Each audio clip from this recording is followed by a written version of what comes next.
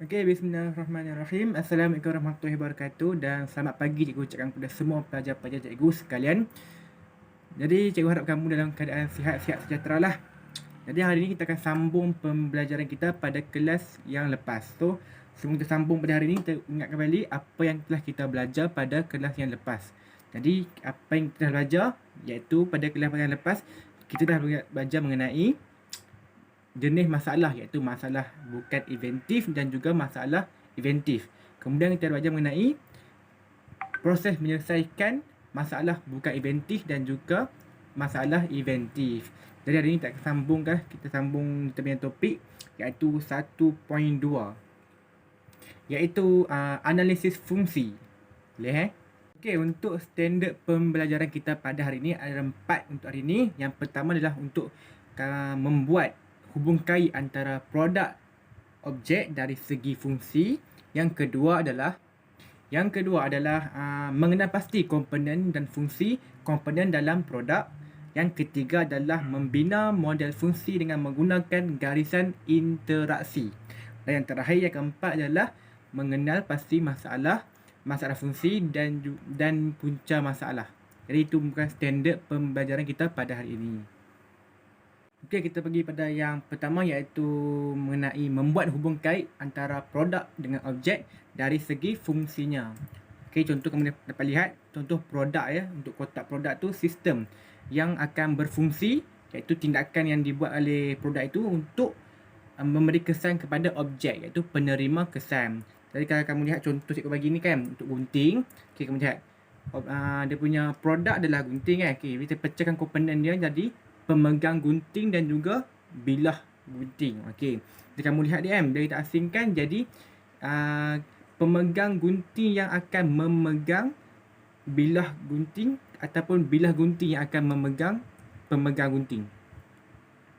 Okey, jadi kalau kamu tahu, kamu teka kan, adalah yang betul adalah, iaitu yang betul, jawapan yang tepat adalah pemegang gunting yang akan memegang. Memegang tu adalah fungsi pemegang lah.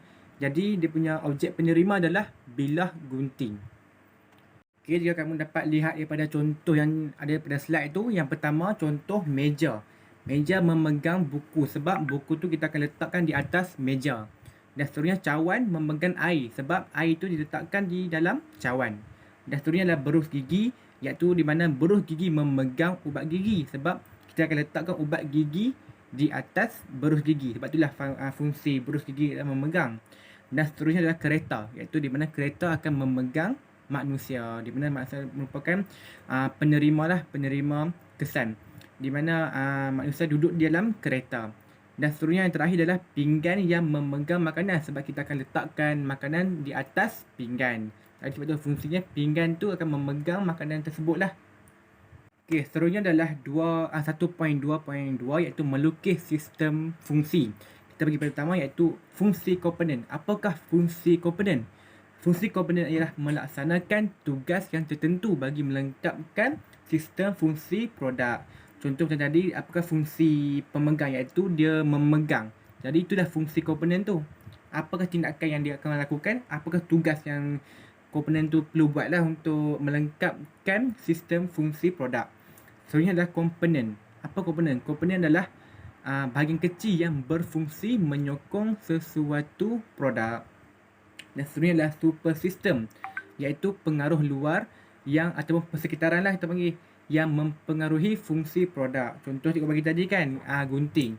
Jadi selain pada gunting merupakan selain persekitaran tu merupakan super system. Contohnya udara, kelembapan, haba dan sebagainya yang tidak berkait dengan produk ni.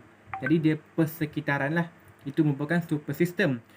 Contoh produk untuk kita punya slide adalah contoh kuali. Antara komponen yang terdapat pada kuali adalah yang pertama badan dalam, yang kedua badan luar dan juga yang terakhir adalah pemegang. Itulah komponen yang terdapat pada kuali. Okey, kita akan melihat ni analisis komponen. Okey, kita tengok kan, terdapat 3 komponen pada kuali. Yang pertama adalah badan dalam, iaitu bahagian dalam tu lah yang tempat kita duduk masak tu kan, tempat kita letak makanan tu. Kemudian bahagian luar, iaitu bahagian yang kamu letak dekat api. Dan juga pemegang, untuk kamu pegang lah, untuk kamu alihkan kuali tersebut lah. Jadi kita tengok dia punya komponen, iaitu yang pertama badan luar memegang pemegang. Sebab badan luar tu terletak di bahagian bawah, so dia bermula dari bawah. Jadi itulah sebab itulah bermula daripada badan luar yang memegang pemegang. Kemudian badan luar pun dia memegang badan dalam, sebab dia merupakan tapak kan. Jadi tapak tu merupakan asas lah, yang pertama lah untuk komponen. Seterusnya adalah badan dalam memegang makanan. Macam cikgu kata tadi lah, kita akan letakkan makanan ke dalam kuali. Jadi dalam kuali tu, bahagian mana yang kita letakkan makanan? Di dalam badan dalam. Okey, seterusnya kita pergi kepada simbol-simbol untuk menggambarkan komponen. Terdapat 4 ya. Yang pertama untuk komponen subjek, sistem dan juga subsistem. Kita gunakan simbol petak. Jadi bila kamu lukis petak, kamu akan namakan komponen tersebut di dalam petak tersebut. Contohnya, seterusnya super system.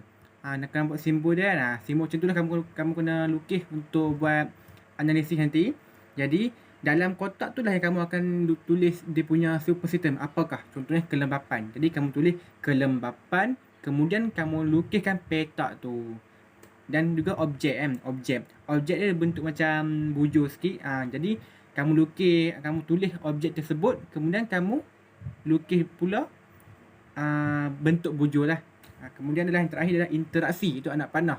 Untuk interaksi ni kita ada banyak jenis ya. Jadi banyaklah dia punya jenis-jenis anak panah yang kita akan belajar lepas ni. Contohnya kamu lihat ni kan.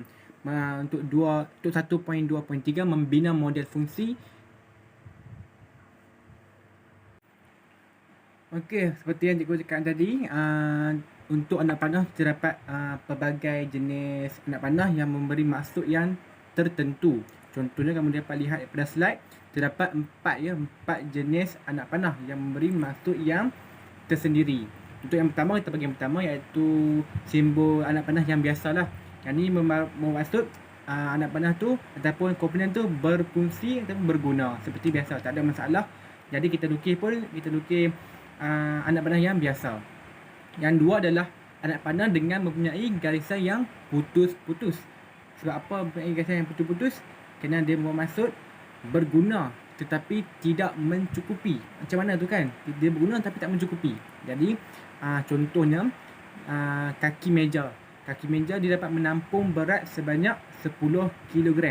Tapi beban ataupun buku yang kamu letakkan di atas meja adalah sebanyak 20 kg. Nampak tak?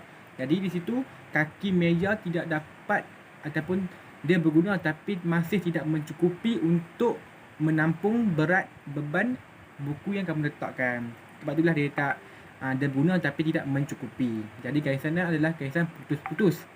Dan ketiga adalah anak panah tapi tebal lah. Kamu lukis pun tebal. Kalau kamu lukis dalam kertas kan, dia kena lukis tebal. Tapi nampak dia macam tebal sikit. Dan dia bermaksud berguna tetapi berlebihan, iaitu situasi yang berlawanan dengan nombor 2 tadilah. Di mana contoh yang sama cikgu bagi untuk kaki meja, kalau dia boleh menampung berat sebanyak 10 kg tapi kamu letak buku seberat 5 kg. Ni nampak dia punya kaki dia masih berfungsi tapi berlebihan. Maksudnya dia mampu menampung beban yang lebih. Dan yang terakhir adalah yang keempat dengan simbol anak panah yang beralun, yang memberi maksud bermasalah. Contohnya komponen tu dia tak berfungsi dengan baik, dia bermasalah. Jadi kita akan lukiskan anak panah yang beralun. Seperti ombak lah, kamu nampak ombak kan. Macam itulah untuk kamu. Jadi ini merupakan contoh lukisan model fungsi yang normal lah untuk kuali tadi kan. Jadi yang ada pada contoh ni terdapat 3 jenis . Yang pertama untuk super system, yang kedua untuk sistem ataupun untuk subjek, dan yang ketiga adalah untuk objek. Jadi ketiga-tiga ni berbeza dari segi kotak. Jadi kamu boleh lihat kan, untuk super system kita ada 3, api, haba dan juga tangan, iaitu persekitaran lah yang tak melibatkan produk kuali tu. Dan untuk objek kita ada makanan, iaitu makanan tu yang kita letakkan ke dalam kuali. Dan untuk subjek iaitu produk adalah kuali lah kita guna. Jadi terdapat 3 bahagian kuali, iaitu badan luar, badan dalam dan juga pemegang. Untuk cikgu tegaskan kat sini kan, kamu kena, bila kamu lukisan model fungsi ni, kamu kena tengok dia punya Ataupun kamu kena lukiskan kotak yang betul. Contohnya untuk subjek dia berbentuk kotak. Kalau untuk objek dia berbentuk bujur. Sama juga untuk super system. Jadi kalau kamu lihat untuk anak panah pun perlu betul, di mana yang pertama untuk produk dan fungsi, iaitu anak panah tu untuk pergi kepada objek, iaitu penerima kesan. Contoh sini itu haba pergi ke badan luar, sebab haba tu akan memberi kesan kepada badan luar kuali. Jadi badan luar kuali itu merupakan penerima kesan. Kesan apakah? Jadi kesan panas. Jadi sebab itulah haba tu dia akan menggunakan anak panah dari haba kepada badan luar. Sebab badan luar tu merupakan penerima kesan. Okay, yang tu untuk lukisan sistem fungsi yang normal. Kita pergi pada yang seterusnya, iaitu lukisan sistem fungsi yang mempunyai masalah. Jadi kita dapat lihat contoh sama, start sama, cuma untuk yang slide ni kamu dapat lihat kan, berbeza dengan slide sebelum ni, di mana kamu dapat lihat pemegang, lepas tu dia ada anak panah yang beralun pergi kepada tangan. Ini bermaksud bahawa pemegang akan memberi masalah kepada tangan. Masalah apa? Cuba fikirkan kan. Masalah masalah panas. Sebab apa masalah panas? Sebab kamu tengok daripada mula, haba pergi ke pemegang. Apa dia akan jadi? Bila haba pergi kepada pemegang akan jadi panas. Jadi bila kamu bayangkan kamu pegang kuali yang panas, mesti tangan kamu akan melecur. Sebab itulah pemegang yang panas akan memberi ataupun akan memberi masalah kepada tangan. Lepas tu kita gunakan simbol anak panah yang beralun untuk memberi maksud bahawa ia bermasalah terhadap tangan, iaitu yang penerima kesan. Faham Okey, seterusnya kita pergi kepada analisis berantai punca kesan. Iaitu kita nak tahu apakah punca asas masalah tersebut. Okey, jadi analisis berantai punca kesan digunakan untuk memahami dan mengesahkan rantaian punca dan kesan bagi sesuatu masalah. Jadi soalan akan ditanya sehingga punca masalah dapat dikesan. Contoh bagi kamu kan, contoh kamu sakit perut. Jadi kamu tanya, masalah kamu sakit perut. Kenapa sakit perut? Sebab tak makan. Tapi kenapa sebab tak makan? Sebab tiada makanan. Kenapa tiada makanan? Sebab tak dibeli. Jadi itulah orang panggil analisis berantai, sebab kita akan tanya hingga tanya sampai mendapat punca punca asas masalah yang dihadapi. Itu contohnya kan. Jadi jawapan yang diperoleh mungkin disebabkan halangan-halangan seperti di bawah. Terdapat 3 jenis halangan. Yang pertama adalah halangan semula jadi, yang kedua sains dan fizik, yang ketiga sifat asas objek. Contoh untuk semula jadi iaitu panas, hujan dan juga kelembapan. Dan untuk sains dan fizik, contoh adalah momentum dan juga graviti. Dan untuk sifat asas objek adalah kebolehan manusia. Itu untuk halangan lah. Jadi seperti yang kami dapat lihat pada slide, itu contoh analisis berantai punca kesan. Kami dapat lihat dia berlapis-lapis sebab dia merupakan berantai. Itulah maksud berantai. Jadi masalah asal adalah sukar memegang kuali. Kita ambil contoh tadi itu mengenai situasi kuali yang panas. Jadi dia punya asas masalah adalah sukar memegang kuali, iaitu panas kan. Lepas tu kita tanya mengapa? Mengapa kita sukar untuk memegang kuali? Sebab kuali panas. Kemudian tanya mengapa? Sebab tiada bahagian pemegang yang sesuai. Tanya lagi mengapa? Kerana tiada pemegang yang berpenebat haba, iaitu pemegang yang tidak panas walaupun terdapat haba. Kemudian tanya lagi mengapa? Kerana kuali diperbuat daripada bahan logam. Kita tahu bahawa bahan logam merupakan pengalir haba yang baik. Jadi bila haba dikenakan terhadap logam tu, maka dia akan mengalirkan haba, jadi menyebabkan logam ataupun kuali tersebut panas. Itulah sebabnya. Jadi kita punya kesimpulan untuk masalah tersebut adalah kuali sukar dipegang ketika memasak kerana semua bahagian kuali diperbuat daripada bahan logam. Jadi kalau kita nak beli kuali kan, kalau kamu nak beli kuali ke, kamu kena pastikan bahawa pemegang kuali itu diperbuat selain daripada bahan besi atau bahan logam. Sebab bila kamu beli kuali yang mempunyai pemegang logam, itu akan memberi masalah kepada kamu sendiri. Jadi carilah lain kan. Contohnya kayu ke plastik ke dan sebagainya yang merupakan berpenebat haba. Jadi itu sajalah kelas kita pada hari ini.